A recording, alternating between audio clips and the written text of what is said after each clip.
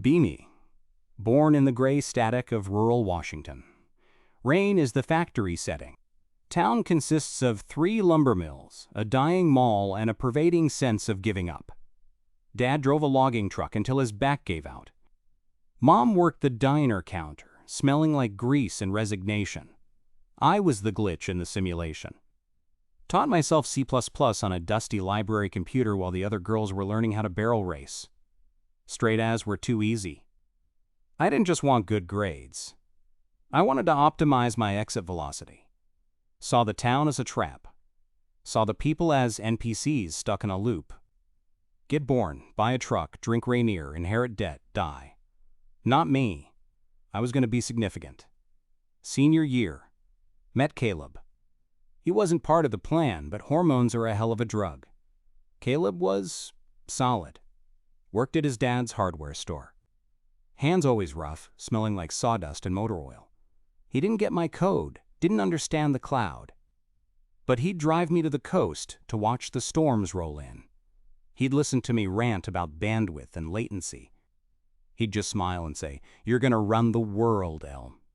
It felt nice. Like a warm blanket on a cold night.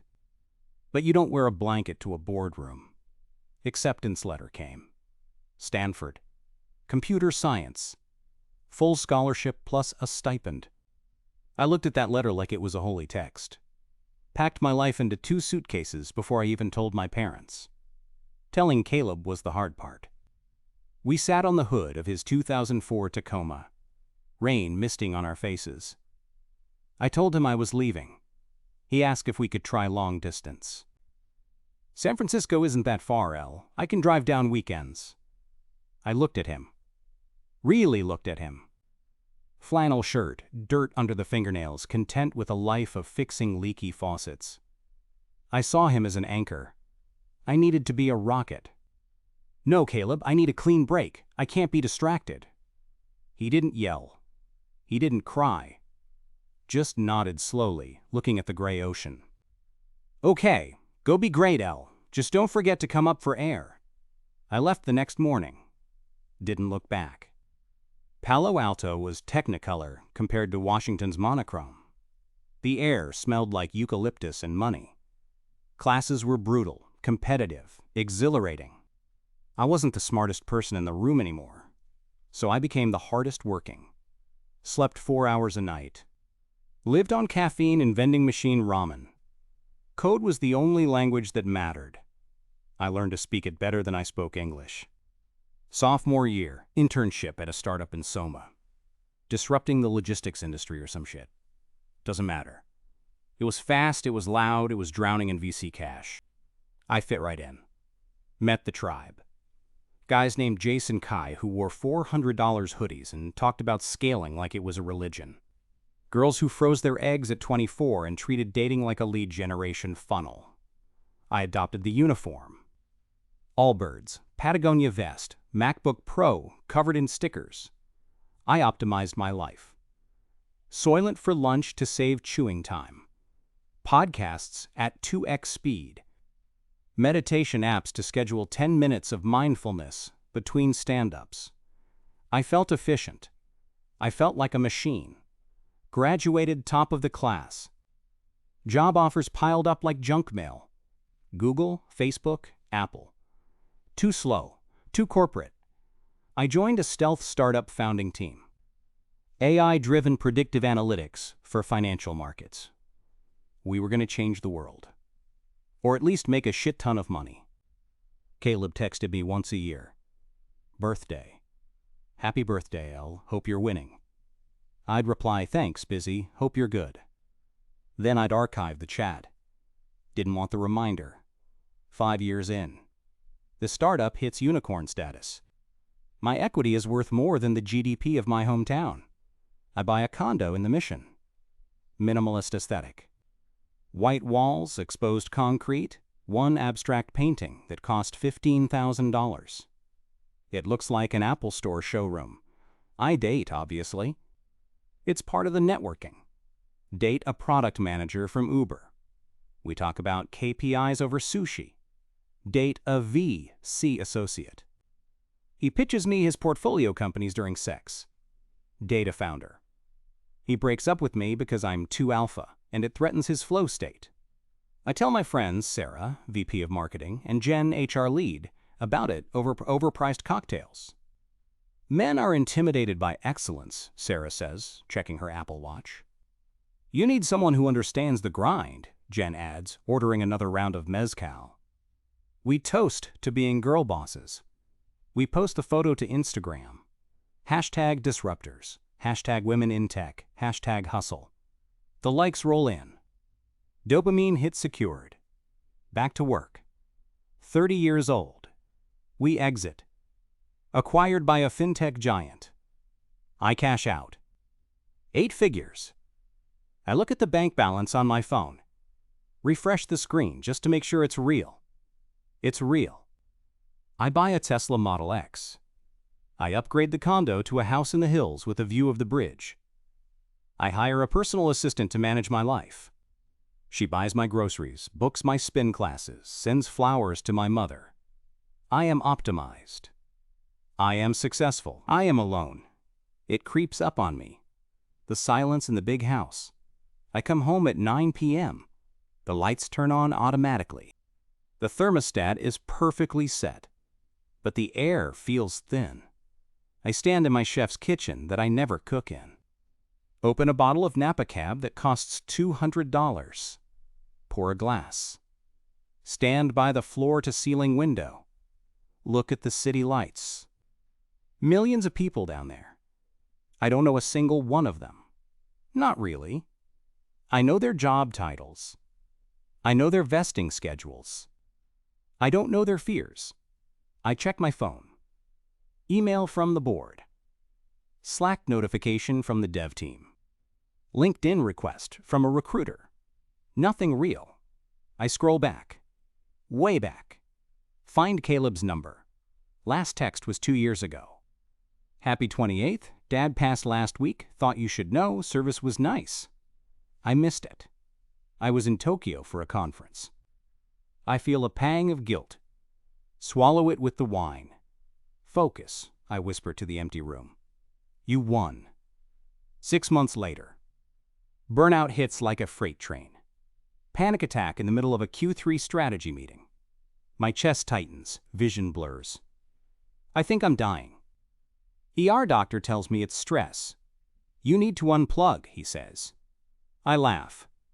Unplugging is for poor people. But the board suggests a sabbatical. Take a month, L. Recharge. We need you sharp for the IPO. I have nowhere to go. Cabo? Boring. Europe? Too crowded. I look at the map on my phone. Zoom out. Scroll north. Washington. It feels like a defeat, but also like gravity. I pack a bag. Not the Rimowa carry-on. An old duffel. Drive the Tesla north. 12 hours of podcasts and silence. Crossing the state line into Washington. The rain starts. It hits the windshield and I feel something loosen in my shoulders. My hometown looks different.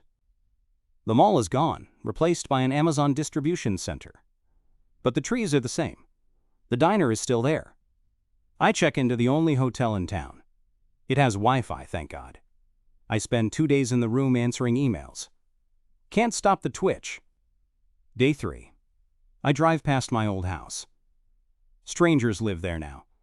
Kids' bikes in the yard. I drive past the hardware store. The sign is new. Miller & Son Construction and Supply. Miller. That's Caleb's last name. I park across the street. Just curious. That's what I tell myself. Data collection. I watch the door. A truck pulls up. Not a rusted Tacoma. A new Ford F-250 heavy-duty logo on the side. A man gets out. Caleb. He's filled out. Beard is thicker, streaks of gray in the timber-dark hair. He moves with purpose, not the frantic energy of the city, but a slow, confident strength. He walks to the passenger side, opens the door. A woman steps out. She's normal. Jeans, rain boots, a thick knit sweater. She's laughing at something he said. She's pretty in a way that doesn't need filters. Then the back door opens. 2 kids tumble out. A boy and a girl. Maybe 6 and 8. They tackle Caleb's legs. He scoops the girl up, spins her around. She shrieks with joy. The sound cuts through the glass of my Tesla. It pierces the soundproofing. It pierces me. I watch them walk into the store. A family unit. A team. I look at my reflection in the rearview mirror. Designer sunglasses. Skin smoothed by retinol and expensive facials. Eyes dead. I start the car. Drive away. Fast. I end up at the local coffee shop. It used to be a dive bar. Now it serves pour-over. Gentrification is a virus I think bitterly. I order a black coffee. Sit in the corner. Open my laptop. Try to check the Nikkei index. Can't focus. L? The voice is gravel and rain. I freeze. Look up. Caleb is standing there, holding a tray of hot chocolates. He looks shocked.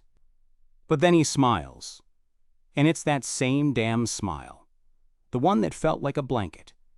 Caleb, I say, my voice sounds thin. Hi. I heard a rumor a Tesla with California plates was in town. He laughs. Figured it might be Musk. Hoped it might be you. He sits down opposite me. Doesn't ask permission. Just assumes the space. You look expensive, he says, not unkindly. I did well, I say, defensive reflex engaging. Sold my company, VP of strategy now. He nods, genuinely impressed. I knew you would. I told you, remember? World domination. Yeah. Silence stretches. But it's not awkward for him. He's comfortable in the quiet. I'm vibrating with anxiety.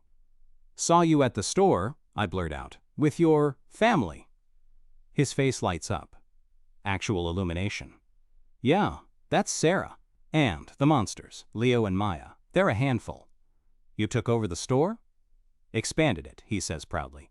We do custom builds now. Sustainable timber, eco-friendly homes for the people moving up from the city. Business is booming, actually. He didn't get stuck. He grew. Just in a different direction. He looks at my laptop. Still coding? Managing, mostly. Big picture stuff. You happy, Elle? The question lands like a grenade. Simple. Direct. Devastating. I open my mouth to recite the script. I'm a VP. I have a house in the hills. I have stock options. I have a personal trainer. I look at his eyes. They are kind. They know me. The me before the layers of armor. I'm busy, I say. I'm important. He nods slowly. That's not what I asked. I look away. Stare at the steam rising from his hot chocolate. It's complicated, I whisper. Doesn't have to be, he says. He checks his watch. I gotta get these back to the crew. Sarah's waiting. He stands up, reaches into his pocket, pulls out a business card. It's real wood, laser engraved. If you're in town for a bit, come by for dinner. Sarah makes a mean pot roast. She'd love to meet the legend. The legend? I talk about you sometimes, he shrugs. The girl who was smarter than everyone, the one who got away. He says it without bitterness. Just a fact. Like the weather. Good to see you, Elle. He walks out. The bell on the door jingles. I sit there for an hour, touching the wooden card. It feels warm. My laptop feels cold. Aluminum and glass. I go back to the hotel. Call my assistant. Cancel my meetings for next week, too. But Elle, the quarterly review. Cancel it. I hang up. I don't go to dinner. I can't. I can't sit at his table and watch the life I threw away. I can't watch him look at his wife the way he used to look at me. I spend 3 days hiking the old trails.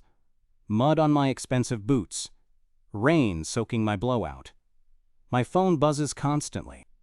Slack, Jira, Zoom. I ignore it all. On the 4th day, I leave. Drive past his house one last time. It's evening. Lights are on. I can see them through the window, sitting around a table, eating, talking. No phones. Just connection. It looks warm. It looks permanent. I hit the gas. Drive south. Back to the 5.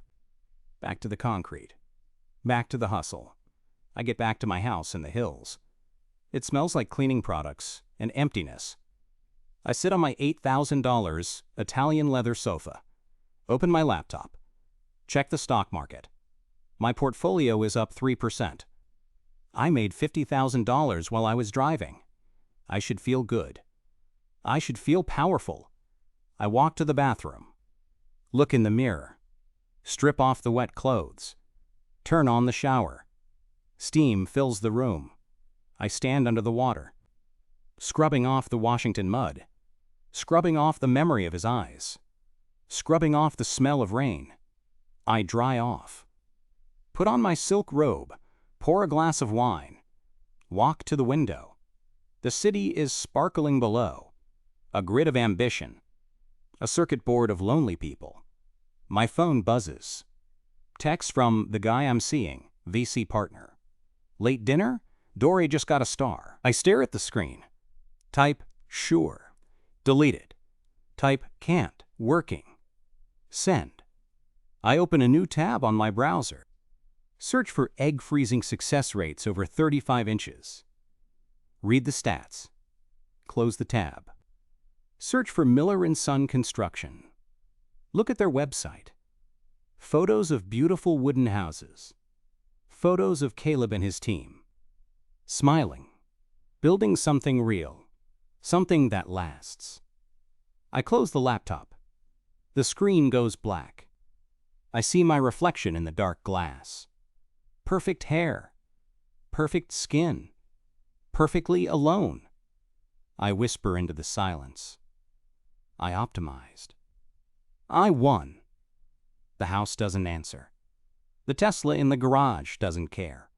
The millions in the bank don't hug back. I take a sip of wine. It tastes like vinegar. I cry for exactly 7 minutes.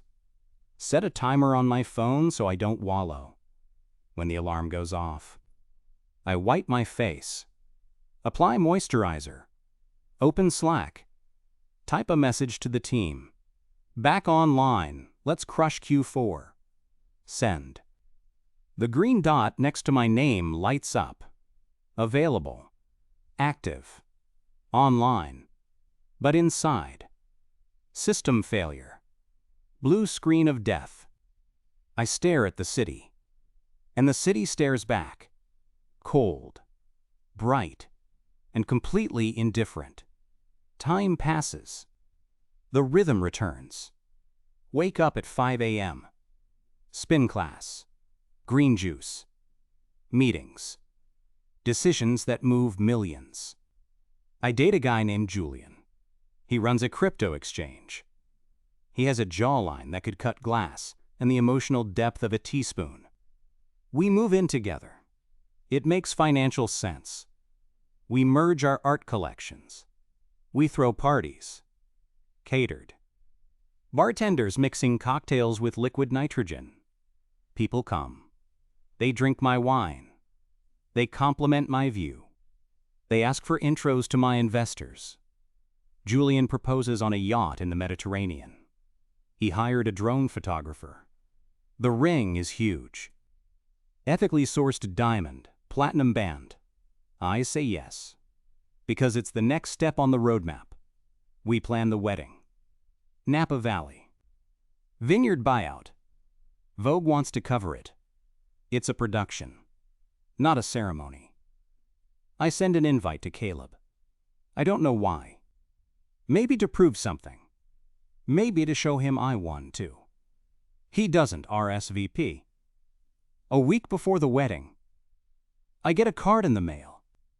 Wooden card. Handwritten note. Elle, so happy for you. Looks like an amazing life. We can't make the trip. Sarah's expecting number 3. Wishing you all the joy in the world. You deserve it, Caleb. Number 3. I stare at the paper. I trace the ink. He didn't send a gift from the registry. He didn't send a generic toaster. He sent his blessing. It feels like pity. I tear the card up, throw it in the recycling bin. The wedding is flawless. The photos are trending. I look beautiful. Julian looks dashing. We say vows we wrote with the help of a copywriter. I promise to be his partner in disruption. He promises to scale our love. People cry. I don't. I smile until my face hurts.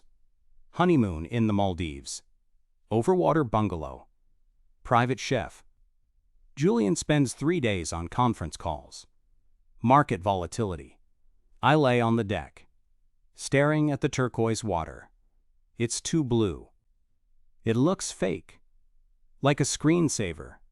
I feel a hollowness in my stomach. Not hunger, not nausea, just space. Vast, empty space. I try to fill it. With work. With shopping. With Pilates. With accolades. 40 under 40. Keynote speaker at TEDx. Board seat on a Fortune 500. It's never enough. The goalpost keeps moving. 5 years later. Julian and I are a power couple. We are a brand. We sleep in separate rooms. Sleep hygiene, we call it. He's sleeping with his COO. I know. I don't care. It gives me leverage in the inevitable divorce. I turned 40. Big party. Everyone is there. Except the people who matter. Because I realized I don't have any. I have contacts. I have associates. I have followers. I don't have friends. I drink too much champagne. Lock myself in the master bathroom. Sit on the heated marble floor. Scroll through Instagram. Find Caleb's profile. It's public now. Promoting his business. But there are personal photos too. Him and Sarah. Grayer now. Laughing. Holding hands on a porch he built. The kids are teenagers. Tall, strong, happy. There's a photo of a Sunday dinner. Big table. Crowded with food. Messy. Imperfect. Alive. I zoom in on Caleb's face. He has wrinkles. He looks tired. But his eyes, they are at peace. He isn't searching. He isn't hungry. He's full. I look at my own face in the mirror. Botox keeps the wrinkles away. But it can't hide the eyes. Shark eyes. Dead eyes. I throw my phone across the room. It cracks against the marble. I don't pick it up. I lay on the floor, curl into a ball. The heated tiles are warm, but I am freezing. The party rages downstairs. Bass thumping through the floorboards. People toasting to my success, to my legacy. My legacy is code. My legacy is a cap table. My legacy is dust. I close my eyes, and for a second, I can smell the rain. I can smell the sawdust. I can feel the rough hand on my shoulder. I can hear the voice. You're gonna run the world, Elle. I ran it. I conquered it.